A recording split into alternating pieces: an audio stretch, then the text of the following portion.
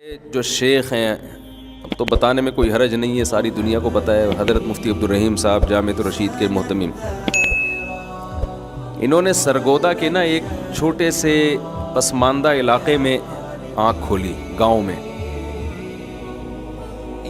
میں وہ گاؤں بھی گیا ہوں، حضرت کے گھر بھی گیا ہوں، بہت ہی ایک پسماندہ علاقہ ہے سرگودا کے مضافات میں۔ پڑھائی میں بہت تیز تھے، بہت اچھے نمبروں سے پاس ہوتے تھے، وفاق میں ٹاپ کیا تھا پورے پاکستان میں۔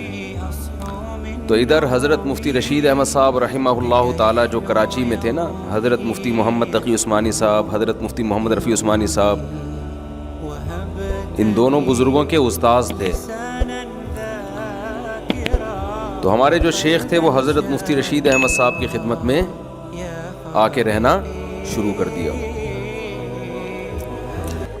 قصہ مختصر یہ ہے کہ حضرت نے جب دیکھا کہ بھئی ان کی علمی استعداد بھی ہے، تقویٰ بھی ہے، اللہ کا خوف بھی ہے، حب جاہ نہیں ہے، حب مال نہیں ہے، تو حضرت نے اپنا نائب بنا دیا۔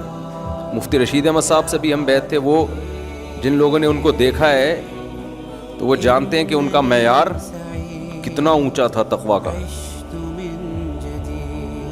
تو وہ کسی کو اتنے آرام سے بناتے نہیں تھے، یعنی اجازت بیعت نہیں دیتے تھے۔ تو حضرت نے کیا کیا کہ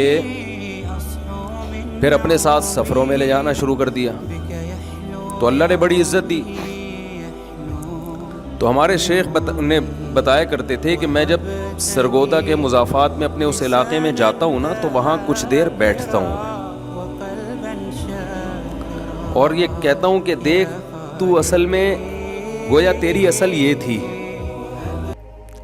تجھے تیرے استاذ نے کہاں تک پہنچا دیا، سمجھ رہے ہیں؟ جب انسان کہیں تک پہنچ جاتا ہے نا تو پھر اپنا پرانا زمانہ بھول جاتا ہے۔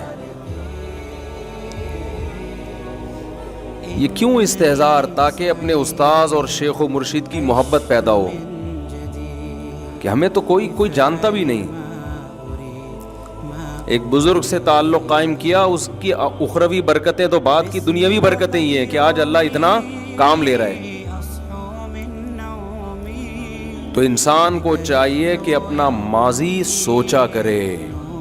اللہ میاں نے بھی ہمیں بار بار ہمارا ماضی بتایا ہے، پاسٹ۔ اصل میں حال تو سب کا ہی اچھا ہوتا ہے، پاسٹ کسی کا بھی اچھا نہیں ہوتا۔ پاسٹ اللہ بھی بتاتے ہیں، هل أتى على